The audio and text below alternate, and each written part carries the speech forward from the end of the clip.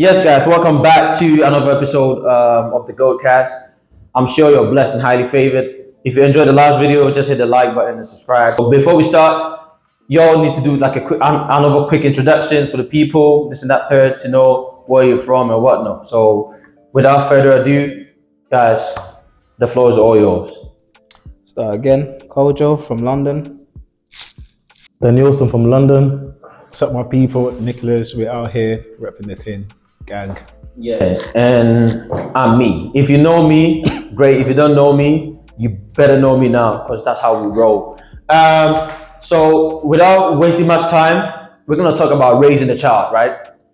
I may or may not have a child, you know what I mean? And certain people here may or may not have, but it's not about what you have and whatnot. We're talking from experience, lifestyle, what we've witnessed and whatnot. So when it comes to raising a child, guys, how do we go about raising a child? What are the factors? What are the stuff that we need to do as a parent or being as a man itself? How do we raise our children, whether being a girl or a boy? Guys, the floor is all yours. How do we raise a child in this age as well? How do we go about it?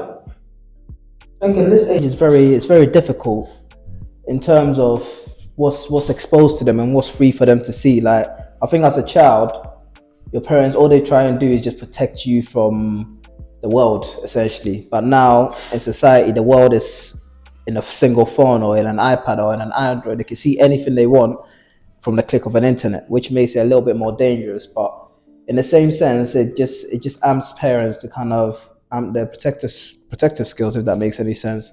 Like learning how to set boundaries. I think even as who you are, you always want to give your child what you didn't have, and sometimes that can work against you. As to like there was a reason why you didn't have it, and it stopped you from, or it made you become who you are now. And I think if you look at it and you look at yourself as a person who you are, you can dictate what made you who you are and what didn't, sort of thing. Any thoughts? Raising a child. Wow. It's not easy to raise a child, and it's very, really difficult to raise someone, and especially at a young age. I would say you need to be financially stable first. Okay. And you need to make sure you're right before you're having a child. Because if you're not really good with yourself, you can't really raise that person, because you can't give the example to that person. Okay, thank you for sharing. But for me, again, to say, raising a child is, I like to, change a bit of, perspective and switch it a bit, for myself. Like, remembering, you're putting yourself in the child's shoes, like in the child's shoes, when you were younger. What would you have liked, your parents to do, when you were younger? So like, maybe for my personal, so I like, not necessarily friends, with your parents, but have sort of, that safeguard, place that, if anything, is bothering you, your child can confide, in their parents and can, go to you that, Dad, Mom, I need, this is what I'm going through. Can you, advise, and can you, help me, so creating that safe space, for the child. I don't believe in parents being friends, super friends, with the children, because then, there's a flip side about it. That, So you're saying you're gonna have boundaries. You definitely have to got boundaries. Make sure that create that safe place, create that bond, but let that boundaries, be there, I think one thing that's not spoken about like when it comes to raising children, one thing that's not touched upon a lot is that a lot of people, some people, their mind frame is almost like, I want the best for my child, but I'm looking at my child's future rather than the here and now. Yeah. And if you put, like, I don't know if you could put, like you said, if you're putting yourself in their position, they want the parent around, they want you around to be able to play with them, they want you around to be able to take them places, to have that quality time. Have that quality time. Whereas most people is like, I've got to work really hard now, so that way when you're a certain age, you don't have to struggle. And that's where the fine line kind of comes in, whether you make that sacrifice and take that time off work and make it, family time, or whether you grind your hardest for 3, 4, 5 years where you think they're not going to remember, And then when they get to a certain age, they are gonna remember you. Like, okay, cool, I've got everything set up for you, and we're ready to go. We're ready to set, and we're ready to kind of like get the ball rolling.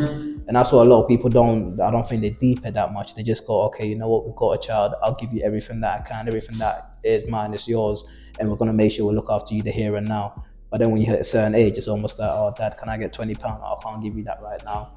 I think that would probably be one of my biggest things. That if my child came up to me and said, you want something reasonable, you want to go to a school trip, or I don't know, you want something, and I'm unable to provide that to you because, you know, when you was younger, we was busy going here, there, flying here and there. Do you know what I mean? Yeah. Just before we moved on, just to touch on the last point, there was something that I don't know if you guys know. This pastor, is it TB Jakes? Yeah, Jakes. He said that he mentioned the fact that, you know, if a father is around too much, you know, if it was, then, you know, the money might not be, you know, coming. But if the father is out there, you know, you can't have both. You can't have both. You can't have both. Yeah. It's either in the economics or, you know, the agriculture one. They have to. If you've got more time, less money. If you've got less money, more time. That's true. You can't have both. You can't have. It's difficult to have both. It's very difficult to have both because then, because it's like, it's almost like, am I looking after your future or am I looking after the here and now? And that's where you have to separate yourself. And then, like, you don't expect a child to understand. But growing up, they can either grow up to hate you, thinking that you've got the right mind frame. You can grow up saying, oh, my dad was never there. He was always flying here and there. So I never really had a dad. Or they can grow up saying, oh, you know what? And sometimes money doesn't mean anything to them. You can grow up and, you know, material stuff don't mean anything to you. But the time that you lost, it's the biggest thing, like missing your first school play or missing out on key moments of your life that you thought, oh, you should have been there. Yeah, that's kind of essential. But in your head, you're like, oh, I want to make sure your future's safe. You make sure, like you said, for me myself, I feel like being financially stable in a place where I know that you've got a place to sleep. Like, because the minimum requirement that you want in this world is at least have somewhere that you can go and call a home and sleep and provide it precisely. That's the minimum requirement. And unless I've got that stable for you, I feel like I haven't done my job. Whether you're bouncing happy baby or whether you have ice cream with me every day, if I haven't got that bare minimum for you, I haven't done my job in a sense. Okay, so how important is having both parents in the life of a child? Does it impact on the kid's life? 100%. I feel it impacts on the kids massively, simply because you get to learn from both aspects of things. You get to learn from dad and you get to learn from mom. Mostly mums are not like they not naturally just look after you. They literally naturally just give you everything that they are, and they kind of bring you up. They make sure you're all right. And fathers teach you about the world, so to speak, like how a whole lot of stuff. And having that right there in the house, rather than being in two different households, like you go to mom's house, it's different rules. You go to dad's house, it's different rules. But when you're under the same roof, when you're under the same roof, it's almost like you see how you can compromise, and compromise is a massive thing. Being able to learn how to compromise is a massive thing. To go, okay, you know what? Dad, when mum and dad are having an argument, dad normally tones down his voice just to avoid the arguments, or mum normally tones down her voice just to avoid the argument. This is how I need to conduct myself in the real world if I want to learn, if I want to kind of like not win an argument, so to speak, but win a debate or carry myself in a certain way. This is how I have to do it. And not having that, it's kind of like the child can either go on one side or the other, and which is it's massive, because then if you're a mom, like I said, if you're in two separate households and mom's got different rules, dad's got different rules, you're naturally gonna lean over to your mom's side because it's just how it works. That she's the more compassionate one, the one that you always go to, which can be dangerous because then in a sense it blinds you to certain aspects of the world that you don't think you see or you don't feel like you have to deal with. So when you're faced with those kind of decisions, it's like, bro, what do I do?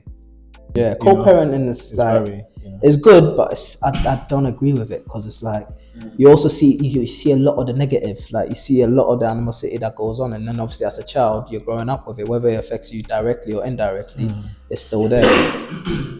Recap again. Going back to my belief that having two, both parents at home is very important for the child's, mental well-being, for the uprising, for also the fact that the stats that shows that having both parents, growing up, having both parents at home is also linked to arguably a successful marriage for the child as well when it's their time. So it's a lot, and a lot of time I think the divorces rate that happens a lot of time, the divorces rate, the unsuccessful, it also comes from single parenthood as well a lot of time, because they're having had that sort of, model or role to see that, oh, this is what my parents are. Even in just the picture, it might have not been perfect, but like, this is what it is through thick and thin. Seeing that, as an example, it helps a lot. Yeah, but then with the divorce thing, like as a man, because we're all men, right? Yeah. How do we go about to make sure that our son or our daughters are actually having the best life, or they're actually being catered for? Like, is it out of our hands, or what are the ways that we can actually do to make sure that they're actually brought up right? I think it just comes up to like what's priority, and what should always be priority is that safeguarding that child, protecting them from literally everything. So regardless what you're going through or what's happening, avoiding making that impact them or even letting them see. And it's like, it's inevitable, they're gonna see parts of it, but it's avoiding going, oh, your mom did this, or oh, that's your mom's fault, or you know what I mean, that negative aspects of it, or blaming anything towards the other parent or showing the negative sides to it. But aside from that, trying your very best to make everything as normal as possible. And some people can see as you're lying to the child and not showing them the real world, but at that age, they shouldn't be exposed to things like that. They certainly shouldn't be exposed to any sort of disagreement like that. They should be guided from it, because it's not their fault. They should hold no responsibility towards it, which is difficult at times, to be fair. But one thing I was going to ask is that what do you think, like the main thing when you're talking about raising a child, like letting the child make their own decisions and trusting them to make those decisions? Because maybe some of the decisions they might make, From what age though? From what age though? Regardless what age. Some of the decisions they might make, you may not agree with, but it's almost like this is their life, this is what they're learning, and you're there to guide them, not to make decisions for them, so to speak, or make them who they are, sort of thing. Point, from parents, from the parents, and also from the child perspective, life, there should be a moment, or not a moment, there should be a time when the parents should know, okay, when should I lay back and step back and let the child, get, and then also there should be a moment that, the parent has to hold, the child's thinking of running across the road, crossing the road where there's loads of cars and no traffic light, that's when you're like, cool, no worries, you're not going there. Like, you're not doing that. But if your child is thinking of, I don't know, playing with Barbies, if your little boy's thinking of playing with Barbies, what do you do then? Are you allowing him to do it, or are you going? I think the element of free will is important, but rules and regulations still needs to be put in place, right? So if your child is not of age, from 0 to 16, they can't really make like some life choices which can potentially have a permanent effect on them in the future, right? So unless you're 18 and you're living under my roof, you have to get your shit together. And I'm not saying be hardcore, but let them know what's happening. Give them the freedom of will and whatnot, and make sure that whatever they choose, the consequence is gonna affect them. You're saying basically explain to them what the consequences can be before they make that decision. Whatever decision you make, you have to face the consequence, and I'm not gonna be there and being biased, right?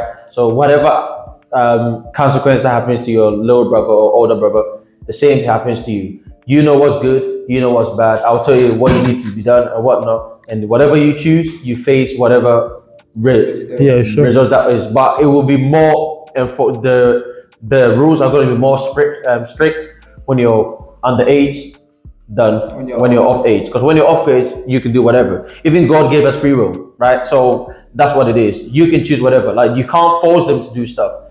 You can only guide them, whatever. And when it comes to raising a child, there's some factor that I read online. It's called the PNP.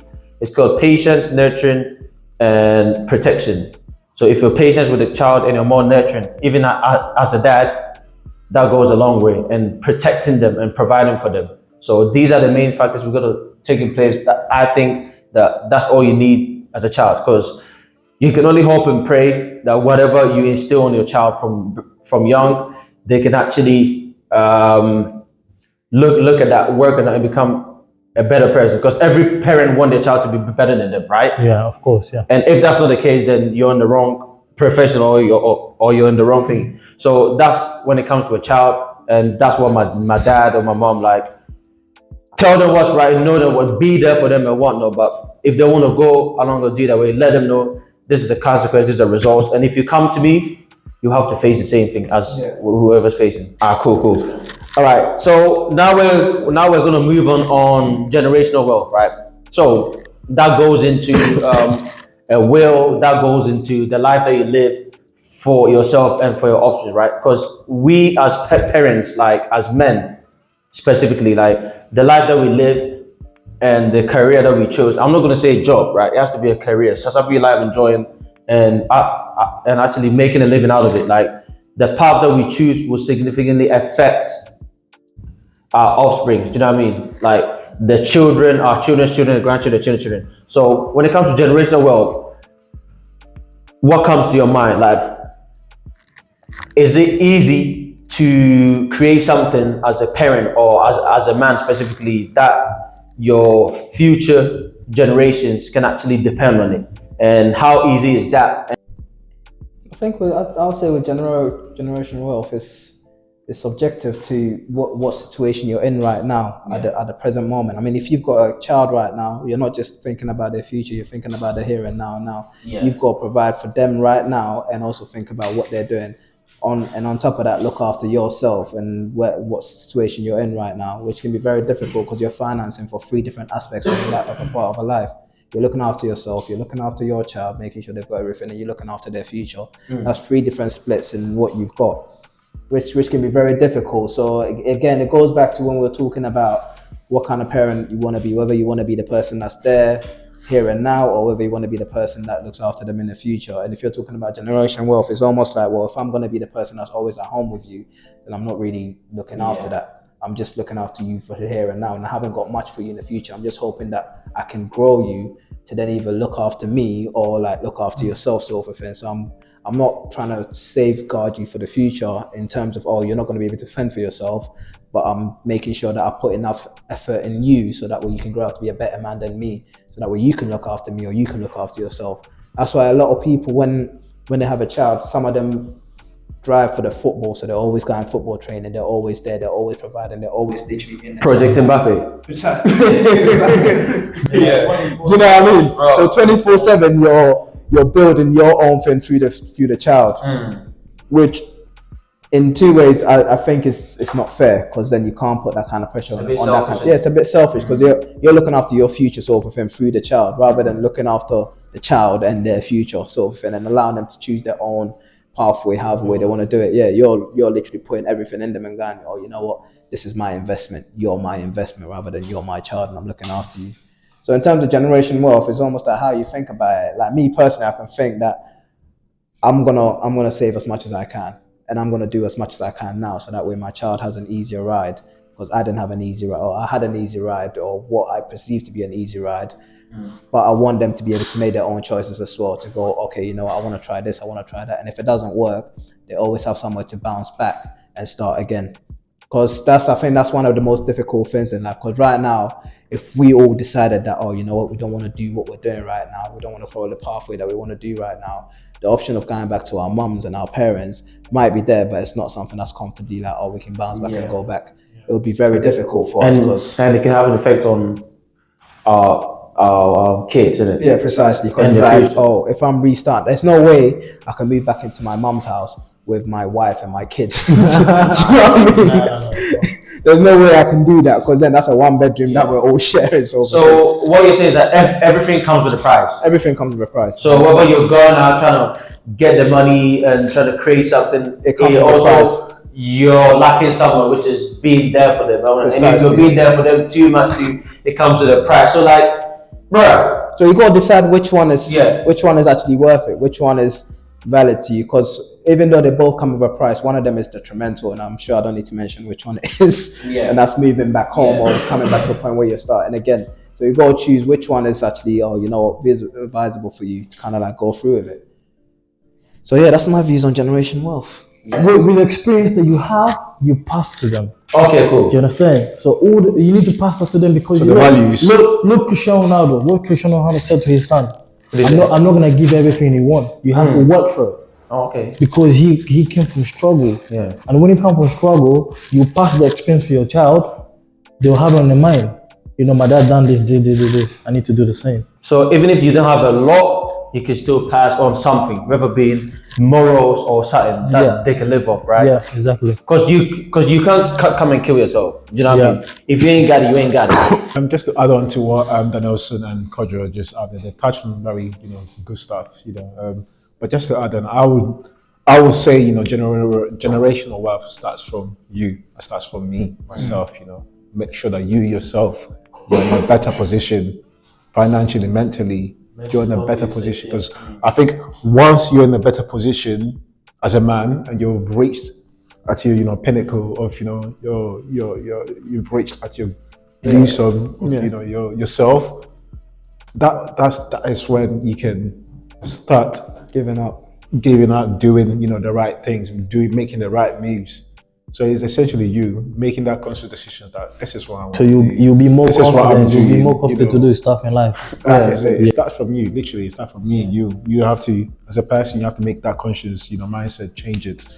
This is what I'm gonna do. This is it. This is what I'm working. But are you always going to be ready as a man to embark on anything? Are you always going to be really ready? That's what I was gonna say. Like, when is that time frame? Because let's just say if your child is 5 and you're, I don't know, 25, and you're still trying to get to that level. What if you get there by 40? Then your child is non-existent to you because you've been trying to work on yourself to get there. Do you know what I mean? That's where the danger is, and that's where the fine line is kind of drawn. That's where you have to make those sacrifices to go. Even though I'm trying to get here, still have to put into mind that you're still available, you're still here with me. So I have to be able to give you that time and split myself in 2 ways. Which is It's hard. You can never be ready though. There's no right time to have a You can child. never be ready, but you can be prepared. You can prepare. For You can it. be prepared. 110%. You can prepare, but It's better than not expecting or not being ready. look, when you have a child, look, when you have proper preparation. look, when you have a Preparation for performance. I understand. You're A right. lot of times we see in our community, we don't plan, we just go with the vibe. Just do. I'm having. No, this. but there's Without never conscious right and plan. time. There's never right time. You make that. But you time, have a right? choice. You have a choice, But but every choice has a consequence, whether you're ready or not. strapped or look, my consequences here. Look, my experience here. My consequences. Look, my mama told me, look, you need to do what you need to do when you're young. Yeah. Okay, this is the right age for you to do it. Okay, when you're about 25, you can start having a child. You can having a girlfriend, having whatever you want to do. But right now, it's the time for you to do it. But I didn't listen to her. Yeah. And then I went. I had a kid. As a young age. But me, I came from struggle. Yeah. So I'm the older brother, so I look after. Have to set an example for the. I look after younger. So on my mind, I was like, I'm ready to raise a child, but it's different when you have your own child. So me having a child at that age, okay, I was doing this, doing that. I was doing the right thing, But the problem is, I need to know if that person is the right person to be with me. Yeah. And that person, I would say it was the right thing, but obviously didn't go down the hill, you know what I'm saying? Yeah. So, and then I went to my mom, what she told me, she went back 5 years ago, she said, what I told you 5 years ago? Yeah. What I told you, now this is a consequence. And you know one thing about mom, they're always right. That's like they know what it's about. She was like, 5 years ago, I told you this will happen. You don't get to know person that you live with. This is what happened. It's crashing now. So now get to know person before you indulge in anything. To conclude, I'm going to go back to what you said. Do you think you're prepared for a kid right now? Right now? Yeah. No. But do you think you put yourself in positions where there could be a chance of you having a child?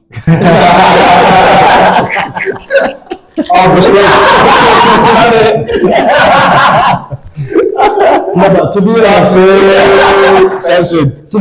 what do you mind this? That was a huge Do you think right now, do you think if you're having a child, let's say you get someone pregnant, what are you gonna do? That's what I'm saying. Forget what you're gonna do, self-discipline. I don't just give myself out. Nah, he said if it happens, like put yourself in that situation. If it happens, what are you gonna do? If it happens, that's a broad way, because then you have to make decisions. Yeah. And you have to make Yeah. decisions on that spot. You know, you've got a time frame to make decisions that you have to do, but you've got that time frame to kind of do it. So it's not that it's not fair to ask that question, but it's almost like you won't know until you're in the situation. You won't know until, it's just like you or anyone else that's had a child, you don't know until you're hitting that water. Unless you're planning for a child and you go, you know, we're doing this and this and that. It's the person that you hit up, Tracy, randomly comes up and go, hey, yo, I'm pregnant. It's like in that instant, you're like, ooh, Bro, your whole life changed. yeah. You can even go, oh, you know what, I've got 9 Everything months. changed. Everything. The way of thinking, everything changed. Yeah. Or you can go, I've got 9 months to stack up and like build a future. And that's the difficult part of it. So it's like, you still got time, like you said, you still got time to plan. But it's almost like you got to plan in that situation and go, cool, here we go. 20 hours. Going out. a week, 20 hours a week. What are you talking about? Some men are still out here. Even going on holiday is different. You can't just. You can still balance it out, but you can't, like, you have to move correctly. Yeah, because it's not just you. Yeah. You can't just do it. You have to do it. Like, Yeah, but with me, I think Nick said it. Proper preparation prevents poor performance. But what I'm gonna say is that it's better to prepare for an opportunity than have an opportunity and not be prepared, right? So based on the experience that you have, if you end up in that situation, you can just get an advice or just know what you've had and just come to a conclusion and make a decision by yourself. Do you know what I mean? And see what's right for you. So I guess that makes sense. So now we're gonna talk about culture, right? You know, raising a child back home, because we're all from Africa, right? Yeah. Raising a child back home and here, you know, there's so many cultural differences, right? So how are we gonna make sure that our children do not forget where they came from, their culture, and or their roots, and how are we gonna make sure that that happens? Or is it by luck, or how difficult is it? Because there's so many times that in this age, people give birth to children, especially black people, and then their kids forget everything. They don't even know how to speak the language and all that. That's a bit sad, me personally. So how do we go about it? How do we maintain the culture and within our kids? I think it depends where you want the kid to be, because a lot of people might disagree with this, but you're in a foreign country. Like that's the borderline of it. That's the base of it. The base of the child upbringing is that they're in a foreign country. They're not, your cultures back home don't apply here. As much as you want to imprint it to everything they do here, and if you try and enforce it onto them, you're letting them start on a back end offense. Like I said, a lot of people might not agree with this, but it's like, if my child is going to an English school to learn English and they live in England and the main thing they speak is English, me trying to teach you Tree, yeah, cool, it's part of my culture, but yeah, your brain is subjected to learn more than one language. But from the start, you're already starting on the back foot. You know, I know you're going to learn English when you're in school, but you're already starting on the back foot. Like pronouncing words, you're starting before Tim starts. Tim's already got a head start. And maybe Tim's brain set isn't as fast as yours, and you know, yours is faster. But already, I'm starting you on the back end. And then as you go through more academically, and as you go through the country and how it is, like even in the space of work, it's weird because when you get to certain places, it's like how you speak, how you mannerism, how you carry yourself is foreign to them because it's not what they're used to, it's not the norm. And when you're trying, as a parent, when you're trying to enforce that culture onto your child, the minute they get into that industry, when their eyes are open to the real world, it's just a bit of a confusion because how you speak, how you mannerism, how you carry yourself is foreign to them. And that stops you from a lot of opportunities. It might not be true, it might not be like visible to see 24/7, but it's there, it's black and white, and it's apparent to see. That's why you see like a lot of I'll say a lot of people that are successful that build businesses in here are not black. They're not African. But when Africans, all of them or most of them? a lot of them that do it, and that's why, like, you know, when Africans are like, or when black people are more entrepreneurs, it's shouted about the most. Like, oh, look at that, he's an entrepreneur. Like, look at him, like he's big, like, because it's praised about, because it's almost like, yeah, it's rare, because it's almost like it's an achievement rather than being the norm. It's an achievement for us. And but then, you know, you got all these white men that they're out there, and it's normal to them. It's like it's expected of them because that's just how they are. I just want to counterattack to what you're saying. I agree to a certain extent, but I just want to, you know, twist it and throw it back to you, because we talked about the black community, but then have you thought about the Asian community? 100%. They're different. They're different. They're still in the same line. They're still in the same line. install it. They make sure that the kids know their culture, their language. They don't take. You can take the Asian out of them, or you can try and, but they will still know their values. They will still know their language. They will still So then what is it that our black community is so different from? Like you said, 100%. They put that culture, but in their culture, business is built into it. It's almost like it's normal. Like that's in their culture. So are you saying that our culture doesn't? Business Most of our culture is not built into it. And most of our culture is about our ancestral background, what we do, why we do it, and how we do it, rather than business aspects of it. And I feel like that's at least 50% true. Like I can't sit here and comfortably say, oh, you know what, in Ghana our culture is built, business is built into our culture. Because I can't name one thing that I'm dating back in our culture that is built on business. That's kind of like, apart from being the Gold Coast and knowing that we used to have gold and everything else, there isn't anything significant that goes, oh, you know what, this is how we do, this is the formula to do business. Whilst an Asian culture is built in there. Like when you think about most Asians, they're sick at maths. You know why they're sick at maths? They built it in there. They're sick at business. You know why they're sick at business? They're built in there. They're sick of finance. You know why they're sick of finance? They build it in there from a young age. But even finance, because that finance or IT, whatever, you're going to the Western world. But they go into the Western, they still hold their values. So they still hold your values. You can still hold that doesn't mean that you have to go in it.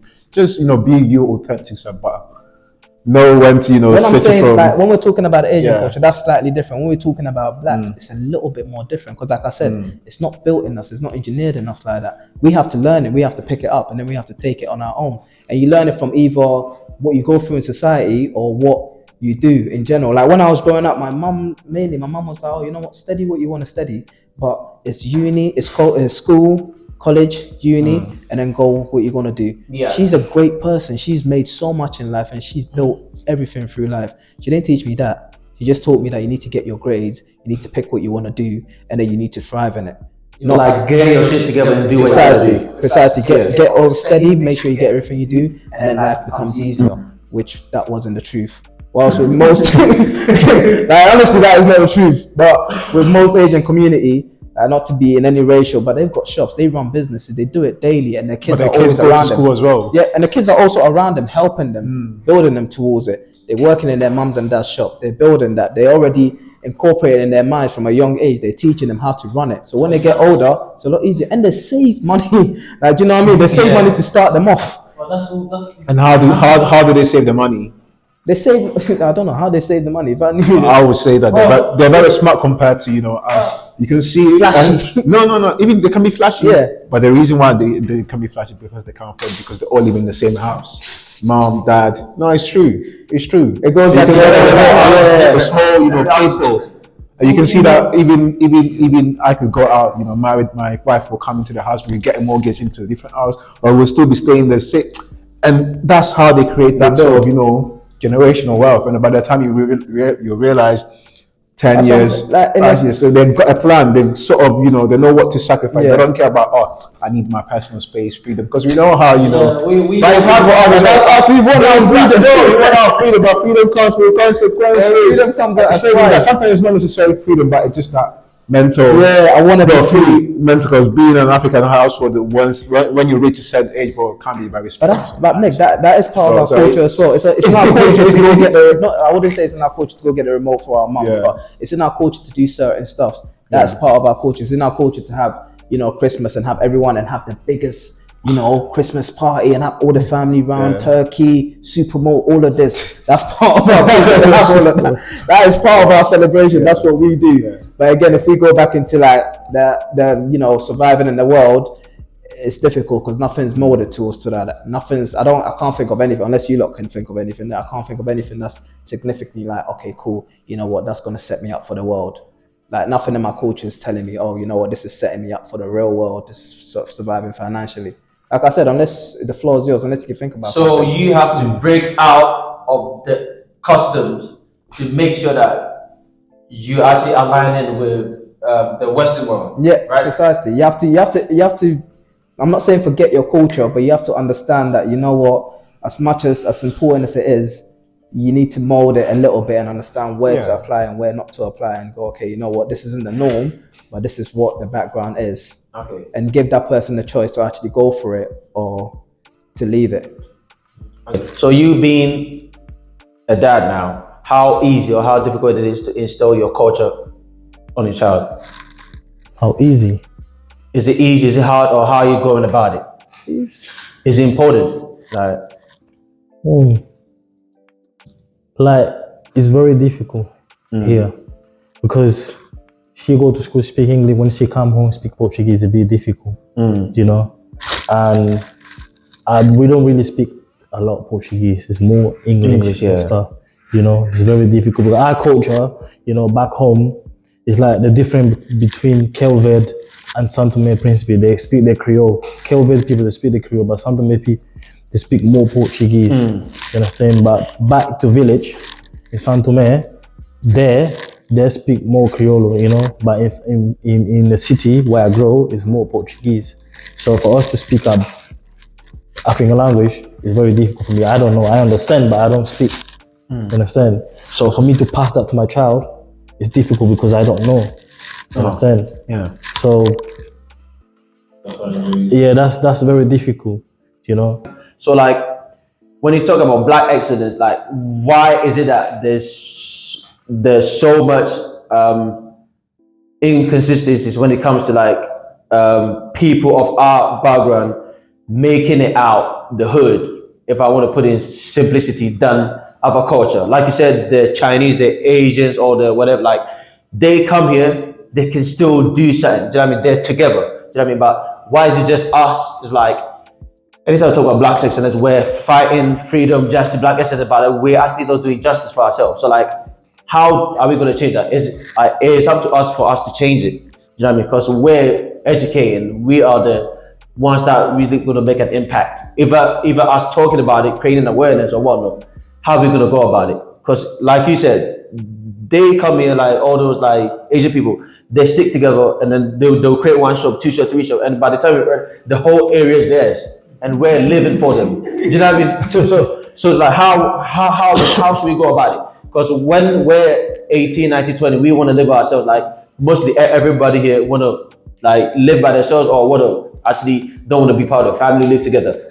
Obviously it's different, but like, how do we go about it? Because if they can do it, we can do it. So how do we go about it? How is it so rare that?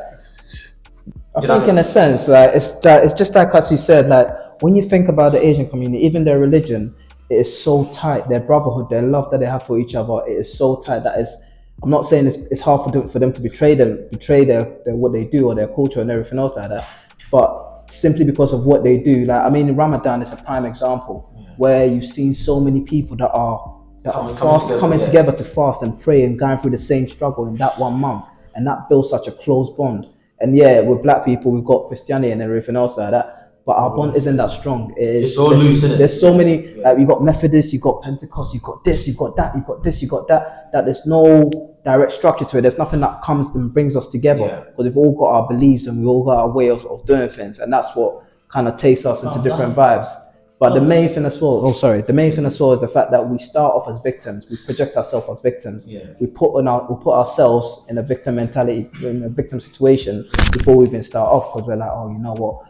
It's hard to make it in this country because I'm Black. Oh, he's looking at me like this because I'm Black. It's fact, 100%, but that doesn't mean we need to subject ourselves to it. It's fact. We've been slaves for so long, bro. And then they took everything from us. You think we're gonna come here and do anything, bro? My country been slaving for so long. Yeah. Do you think we're gonna come? That's not true, but I'm saying We never see computer for like what? Years. that's nothing. Now I'm not gonna bring up my child. I'm gonna let him know the facts, but I'm not gonna make him subject himself to it and be like, These Asian people, they've been here for a long time. No, I know, but these Asian people, they've been here for a long time. We just came now. They got everything built already. You know, Ghanaians were the first people to migrate to Britain. Was it? Yeah. Was it no Windrush? No. Ghanaians were the first. 50s. As slaveries was shipped here, and then He was slave. He was working for them. How? But we didn't come. Yeah, we didn't come to work. We were slaves. when slavery was over, we were still here. You get most of us were here. Yeah, we were struggling. We have no knowledge. You're talking about. But no one teach us nothing.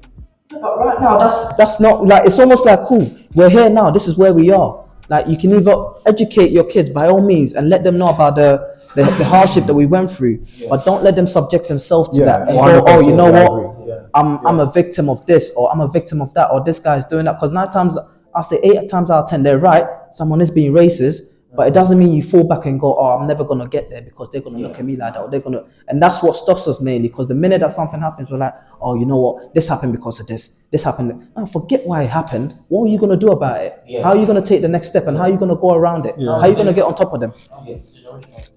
Yeah, no generation. Yeah, it might be. No one's saying it's gone. It hasn't gone anywhere. It's still there. It's still very apparent. It's still there to see. But it's almost like rather than going into the circle with them, because they'll beat you with experience there. How do you go on top of them? Like, do you react when someone calls you the N word? Okay, cool. Yeah, you called me the N word in the work environment. Am I gonna go toe to toe? Am I going with you because you just disrespected me? Or am I going? Oh, you know what? Hold on. Let me take a step back. This guy's an idiot.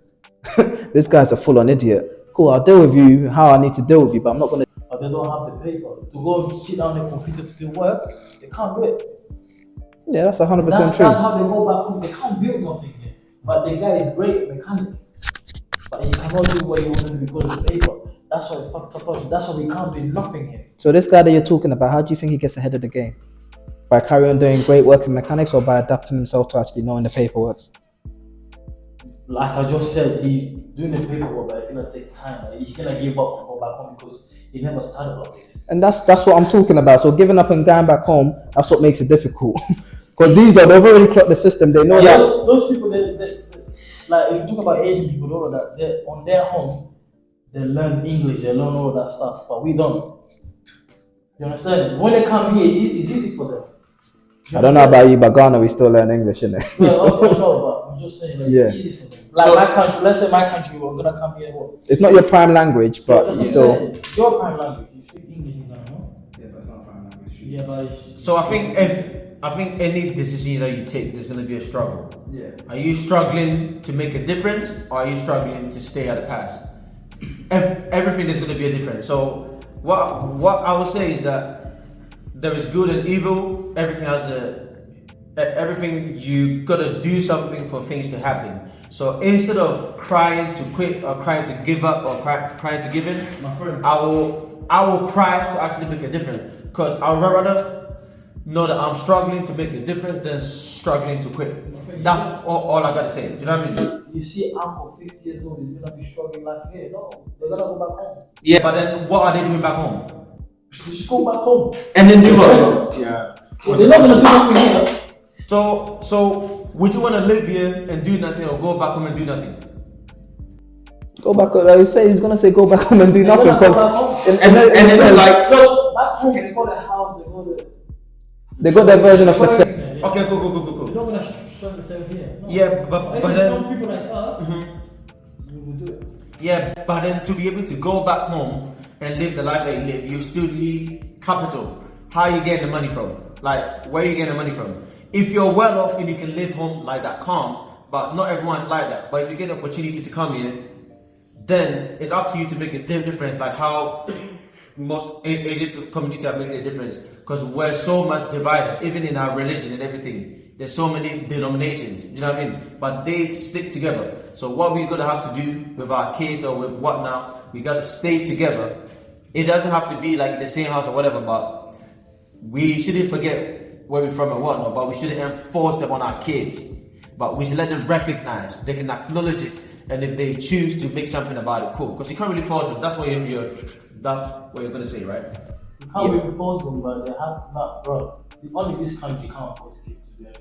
Yeah. It's only here. I mean, he's making sense though. Yeah, it's I mean, he's making sense. But why You would- wanna whoop their why asses. would It's only you- here. I don't- I think we're not using- Most of them, you can't force them. Sometimes that's why they go this way. Look, in this country, I think 80% of kids here, age of 15, okay, they all smoke weed. They all go left and right. They start with each That's a other. wild statement, you know. You know what I'm saying? They Yeah. start with each other. You're throwing stats. You're throwing They start with each stats other. like. They start with each other, all that. I disagree. Look, but I'm just saying 80%. I'm not, it's less than that, obviously. A lot. Let's say a lot. I'm saying a lot. Yeah, maybe a But few. on Woolwich here, there's this kid I know I seen growing up. He's only 15 years old, he got a start. The white boy came with a knife. Boom. Stabbed Finished. him, yeah. And he got all I said was speech on which I was in shock. Yeah. You understand? So then, if that's happening, now we're gonna talk. What are we gonna do about it? I think that's a stigma. It's a stigma that's been placed upon us. Because when you leave your child just to do whatever they want to do, Yeah. do whatever they want to do, Yeah. this is what happens. So you're saying that the solution to all this happening is to be more strict, More strict as than how that. it is back Of home here. course, you need to Cool. be more strict. Are you crazy? Of course, you need to be more strict. You're gonna You lose can't your just child. say You people can't. left and right. Look, it doesn't always work, being so strict with, Because the minute that they break away in the real world, they do whatever they will behind their back. Like, let's put you, for example, when you got out of your mom's house and you're outside in the real world, everything she was teaching you, you still gave into temptation and did what you wanted to do. So what's going to stop your kid that you're beaten 10 times that don't? I'm not saying beat. Not even beaten, that you're enforcing in them, don't do this, don't do this. Why is daddy saying not to do this? Let me go find out. The kids is not even gonna come up to you if they need something. Cause Yeah. she knows No, that, but I'm not saying doing too much. Yeah. I'm saying, but you need to be there 24/7. You need to talk to them all the time. Yeah. All the time you need to talk to them. So- this is not what you need to do. You need to do the right thing. Talk to them all about respectful. You need to understand. okay, yeah, Talk to yeah. them respectful. Don't just go aggressive to them. Yeah. Because some kid, you should go aggressive to them. They're not gonna listen. You talk, it's gonna go from here. They're gonna come out from here. So discipline your child with Discipline love, your child, right? Yeah, with love. Cool. You understand? But always you need to be there all the time, 24/7. Yeah, but then you can't really be there all the time, right? So that's why when you're choosing your partner, it's important, because when you're not there, your partner should be able to carry on what you're doing with the child, right? Yeah, of course. Yeah, cool. But I'm just gonna give away some key takeaways that Yeah. I've learned, which Yeah. is you can see we sort of have that model of other communities, what makes them thrive. Yeah. So I think we as Black people should sort of work on what we're not doing the best. Have our own model of what works for us, because what may work for a different community might not work for us. But we should first fix our unity. Stop that enviness, stop that jealousy. It will not take us to nowhere, because it's better if we move as a group rather than individually. Individually we cannot make impact, but if we moving together, whoa, that's a big movement. That's a big cultural change for ourselves. So we should do better for ourselves, for our people, and also for our kids. And that's it. Yeah. And anyone to add anything else to it? I think there's an understanding that we all have. I feel like when you see another black man even doing good, I don't know about everyone else, but there's a happy feeling that I feel. Yeah. You know what? I'll give him a little nod and be like, yes. Yeah, spot You know on. what I mean? My There's nothing but happiness when I see that. I think that's one of our biggest strengths, to build on that, to know how to build others or teach others how to do it. Because everything that we've learned we teach, but sometimes we're reluctant to teach because we don't want them to get where we are. We don't want them to be where we are. But it's almost like eradicating that factor and going, okay, you know what, this is a community that can build. And it starts from someone rather than speaking, like doing something like that. I don't know. And anything else to add? Like raising the kid, coaching the friends, or you said all you gotta say? Or you said all you gotta I say? already said it, man. I already said everything, man. Ah, cool. What else I have to say? So a word to a wise is enough, isn't it? Yeah. It is what it is. Ah, cool, man. Listen, all I gotta say is that whether you're black, white, green, blue, Asian, rat, mouse, stick together one another. We're all humans. There's no blue lives matter, green lives matter. Every life matter, but obviously recognize where you come from. Don't forget where you come from. Don't enforce your kids. Don't force them to do whatever. Treat them with love. Love conquers all. Together we stand, divided we fall, one love from the heart. So peace and love, and hope you guys are entertained, educated, and you all enjoy this. If you're triggered by everything we say, or you're hated, keep hating as always. That's how we roll. So peace and love. Shout out to my mom and everybody, and God. Without him, all this wouldn't be possible. Shout out to all you guys, Nick, KOJO, DANILSON, man, and shout out to all you guys. Just subscribe and like. Shout out to Amoras about it, and shout out to Soaking Up. Yeah. KOJO. Like you said, shout out to that Instagram page, isn't it? Yeah. Yeah. Yeah. Skates. Amoras about it.